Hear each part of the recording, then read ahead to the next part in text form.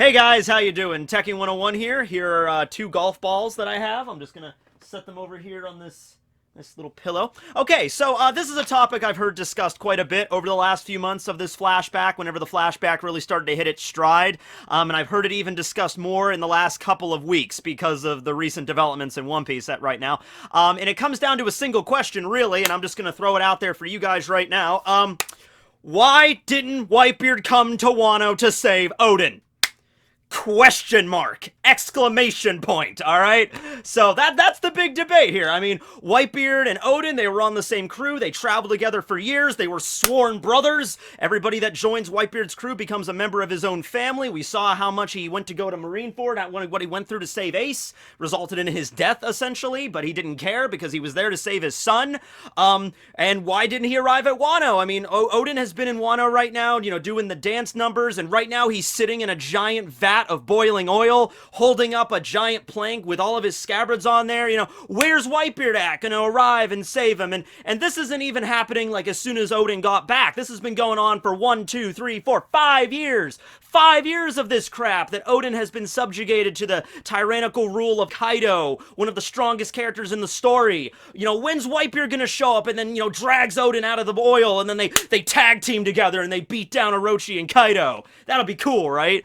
Now listen, no, seriousness, I'm sure plenty of people want Whitebeard to show up just for the sake that Odin doesn't have to die. Because, you know, we don't want to see Odin die. But I think a big chunk of it is also, like, we really want to see Prime Whitebeard fight against Kaido. And that's not a wrong way to take it. I mean, I want to see Prime Whitebeard fight Kaido. Who wouldn't want to see that, right, Barry? Yeah, I mean, I would pay, you know, front row tickets for that crap, right? So, yeah, that's a big part of it, too. But no, it's from a storytelling perspective. It's just like, okay, Odin and Whitebeard were on the same crew.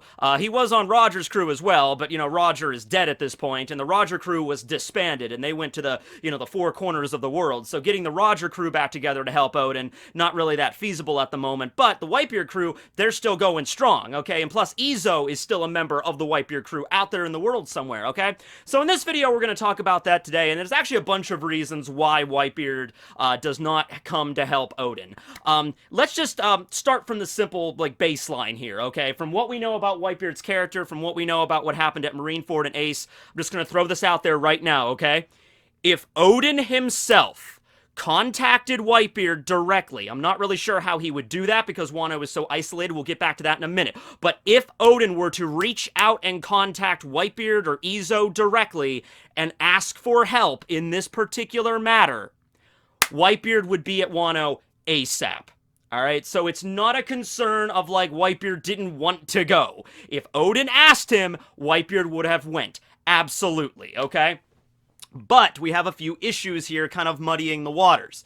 First thing is that communication. I used to kind of just, like, you know, sweep this under the rug like it wasn't that big of a deal. I used to say something along the lines of, like, well, Wano is an isolated country, but Whitebeard is a Yonko, so he has, you know, connections, so he obviously knows about what's going on in Wano right now.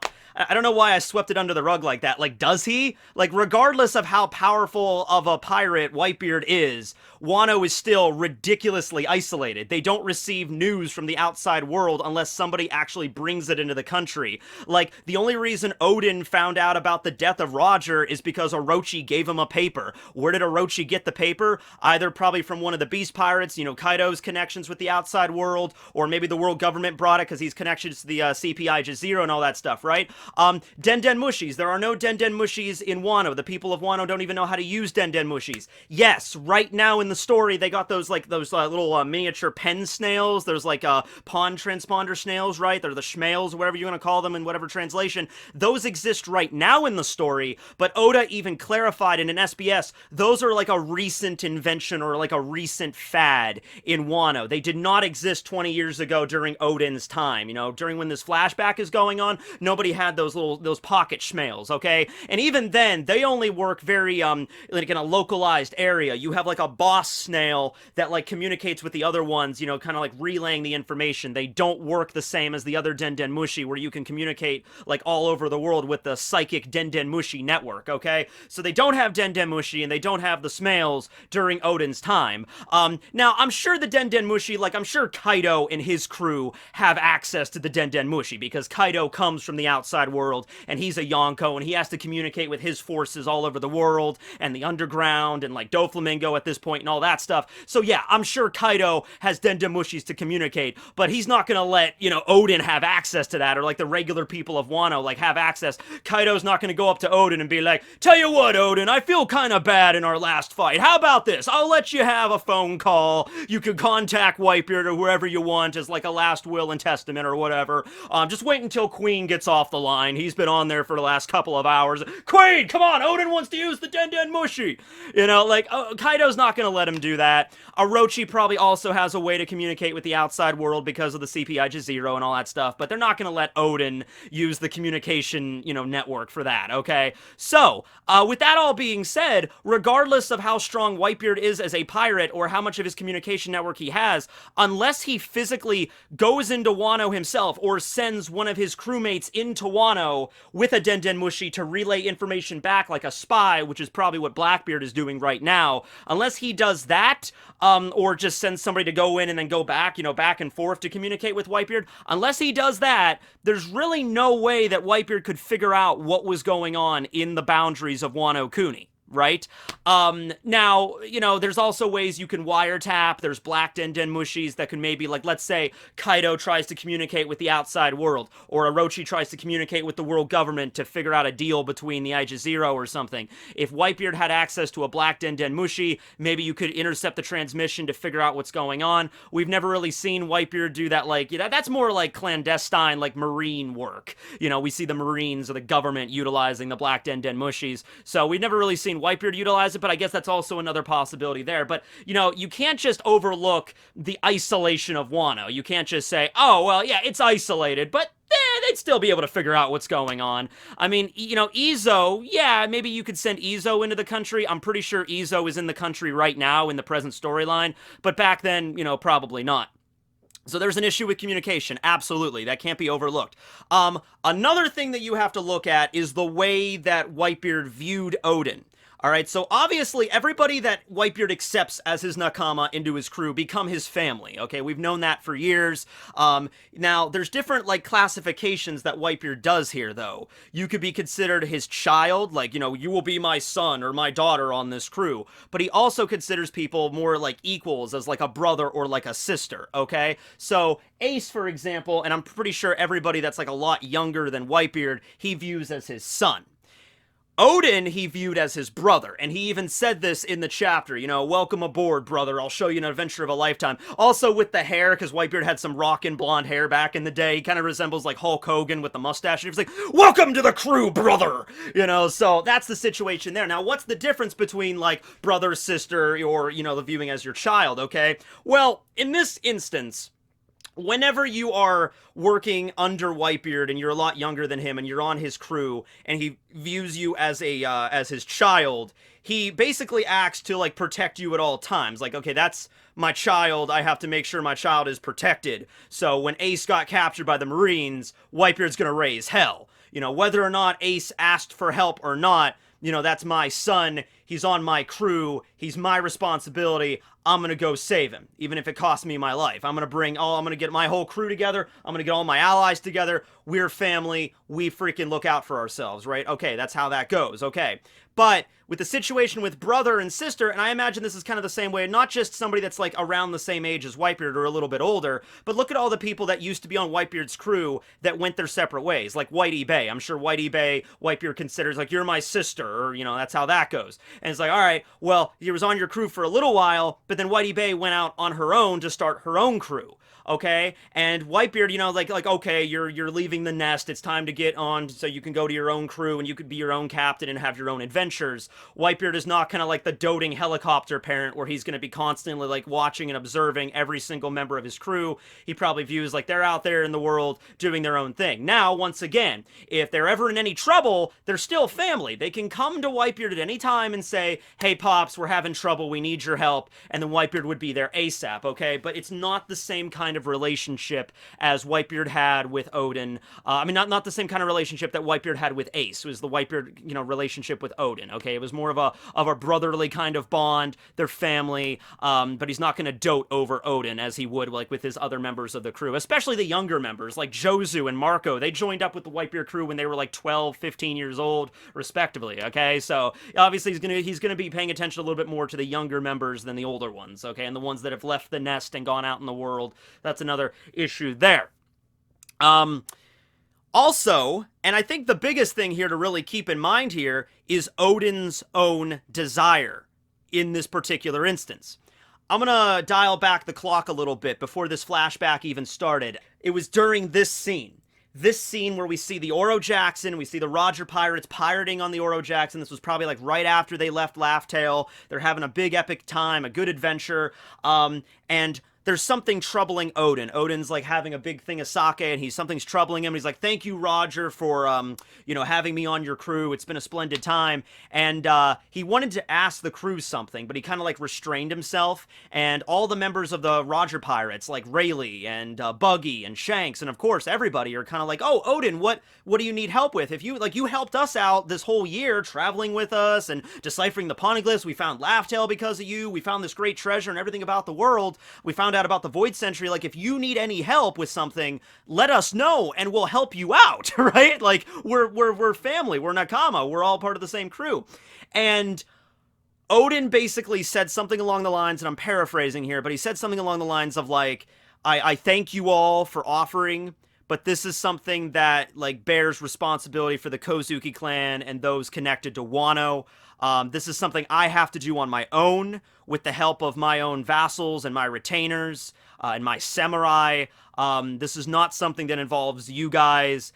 I have to be the one to solve this matter. And of course, this goes back to, and this is something we're not 100% clear on yet, talking about how the Kozuki clan were the ones that were responsible for isolating Wano off to begin with. That was not something that happened with the Kurozumi or Orochi. Wano was already an isolated nation for hundreds of years before Odin and Orochi were even born. And this was because of something that revolved around the Kozuki. So Odin, I think, feels that it's his responsibility as a Kozuki to be the one to open up the world, because he traveled the world with Whitebeard and Roger for so many years. He saw the way the world is. He's like, I need to open this up to Wano. I need to let the different ideas flow into the country. This country is so small and stifling.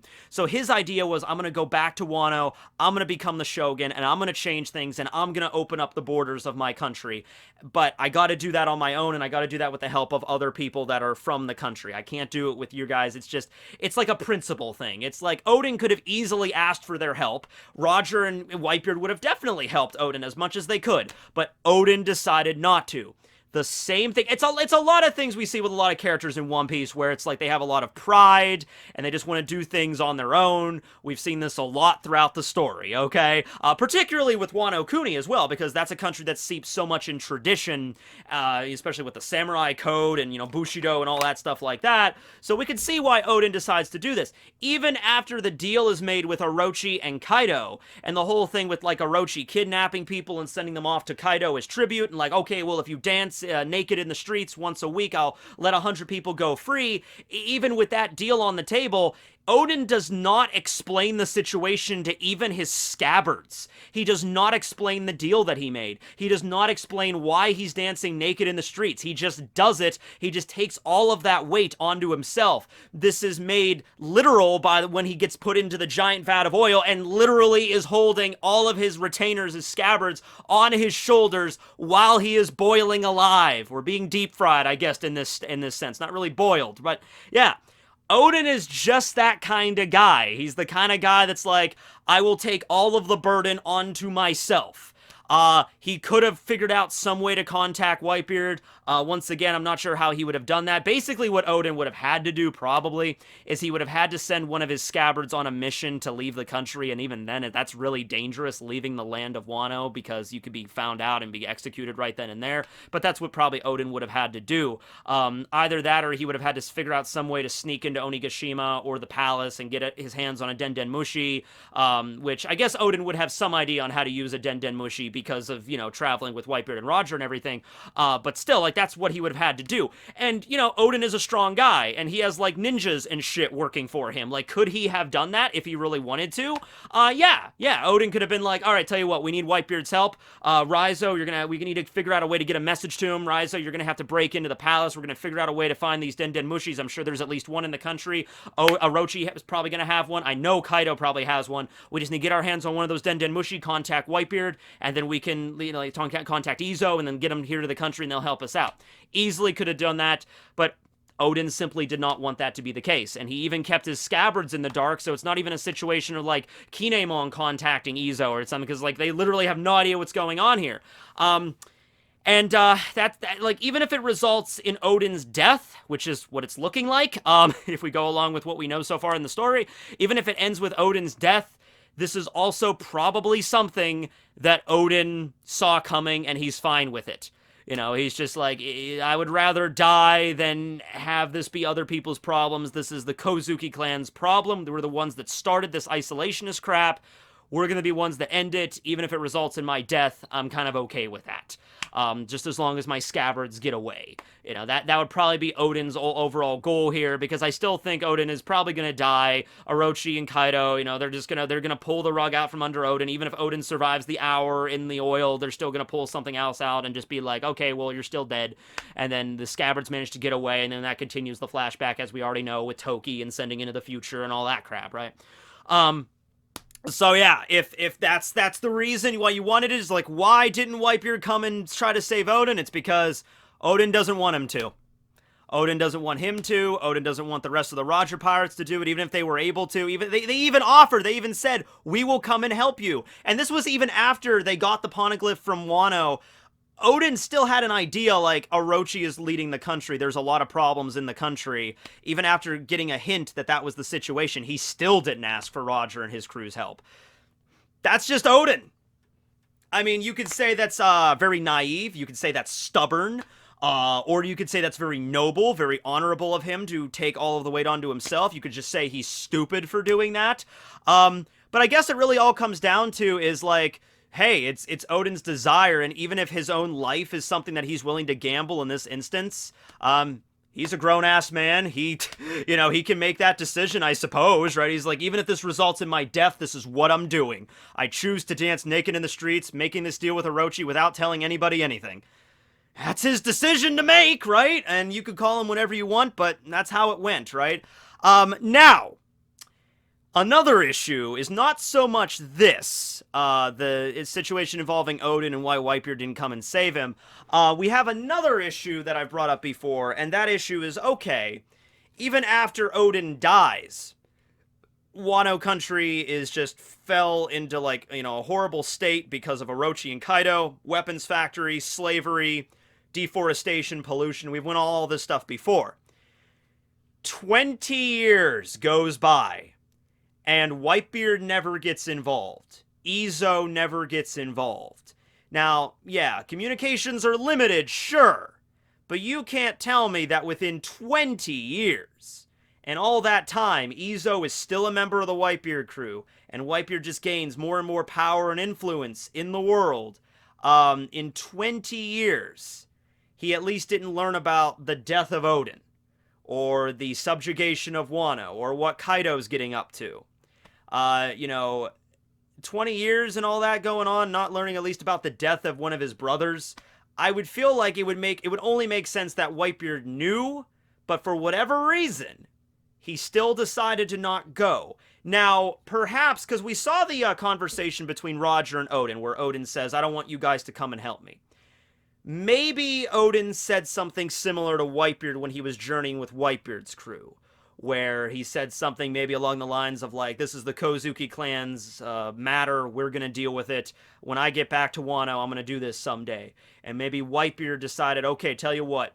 And I could even see Izo, like, maybe even asking Whitebeard, like, why can't we go to Wano and save it? And maybe Whitebeard would be like, you know, I talked to Odin about this before he left for Roger's crew, and I can tell you that this seemed like something that Odin wanted to handle on his own, or this is something that like, it has to be the Kozuki clan. It has to be the Kozuki clan, or a descendant of the Kozuki clan. It has to be the Kozuki clan that are going to be the ones that solve this problem.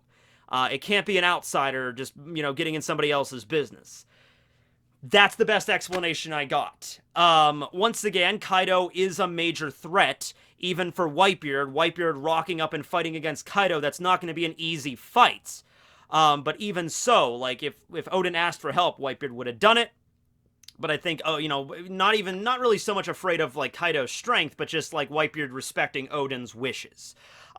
Maybe we'll get another flashback, just looking maybe like something that Odin said to Whitebeard, and that's the reason he never came. Because I feel, if nothing else, I feel like this does need to be addressed in the story. I feel like it does. Maybe you don't. Maybe you think like, it's not that big of a deal. But for me, I feel like it does. I feel like at some point, after the flashback is over, somebody needs to bring it up. Like this was, even if it's like an off-panel thing, like not off-panel, but like a tiny little panel where it's mentioned like, well, that's the reason why Whitebeard didn't come and say those, or that's the reason because Odin said this, and blah, blah, blah. You know, but I guess we'll have to wait and see to find out on that front. But if you wanted the reasons, there were the reasons. If they were good reasons in your mind, well, let me know. Or if they weren't, if you still think it's ridiculous, let me know. We'll see where this goes in the next chapter. Next chapter's coming out early, by the way. Next chapter will be out Friday. A review on Friday, I know. Who'da thunk it, right? So yeah, that'll be February 21st when the official chapter gets dropped, and I'll be making the review then. We'll be making the review then, Barry, of course. But anyway, yeah, hope you guys enjoyed the video. Thanks for watching. I will now take my golf balls. Yeah. You guys have a good one. Signing out. You get it. You get it right there. You don't get it, but you get it.